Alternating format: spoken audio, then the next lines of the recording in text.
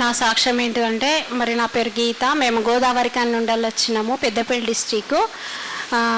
మొన్న అక్టోబర్ నెలలో 20 తారీఖు నుండి నాకు చాలా అనారోగ్యంగా ఉండేది, మస్తు వాంతులు, ఫీవర్ ఉండేది. ఎందుకు ఇట్లా అవుతుందా అని మేము కరీంనగర్ హాస్పిటల్కి వెళ్తే వాళ్ళు నాకు స్కానింగ్ తీశారు. స్కానింగ్ తీసి లో స్టోన్ ఉంది అని చెప్పారు, చేతిలో రాయి ఉన్నది అని అన్నారు. అన్న తర్వాత నేను ఇంటికి వచ్చి ఇక చాలా ప్రేయర్ చేసుకున్నా, తగ్గించినందుకు స్తోత్రం అని అనుకున్నా.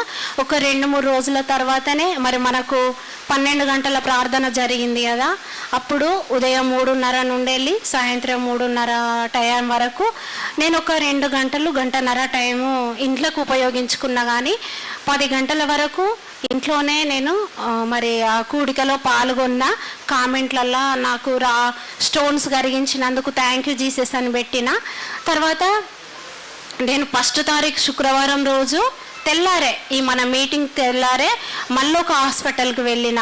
మా ఆయన అన్నాడు కదా, మరి మళ్ళీ ఒక హాస్పిటల్ చూపించుదాం అన్నాడు. ముఖ్య విషయం ఏంటిదంటే, ఆ ఉదయం నుండి వెళ్ళి సాయంకాలం మధ్యాహ్నం వరకు ఆ లైవ్లో ఉన్నంతసేపు అసలు నాకు గాలి బ్లాడర్లో నొప్పి రాలేదు. అసలు నేను ఆ రోజు మాత్రలు కూడా వేసుకోలేదు.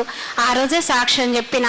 మరి తెల్లారి మా ఆయన గారు నొప్పి లేదంటున్నావు, ఒకసారి హాస్పిటల్ మళ్ళీ వేరే హాస్పిటల్కి వెళ్దాం.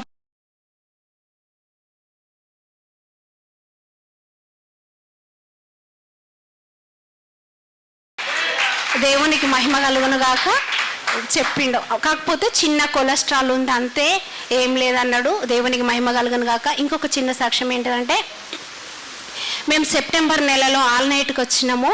వచ్చి వెళ్ళిన తర్వాత 6 సంవత్సరాల నుండి వెళ్ళి నా గోల్డ్ బ్యాంకులో తాకట్టులు ఉంది. ఎన్ని ప్రయత్నాలు చేసి విడిపించుకోవాలన్నా కూడా అది విడిపించబడలేదు. కానీ ఆల్ నైట్కి వచ్చి వెళ్ళిన తర్వాత దేవుడు అనుకోకుండా మాకు డబ్బులు ఇచ్చిండు.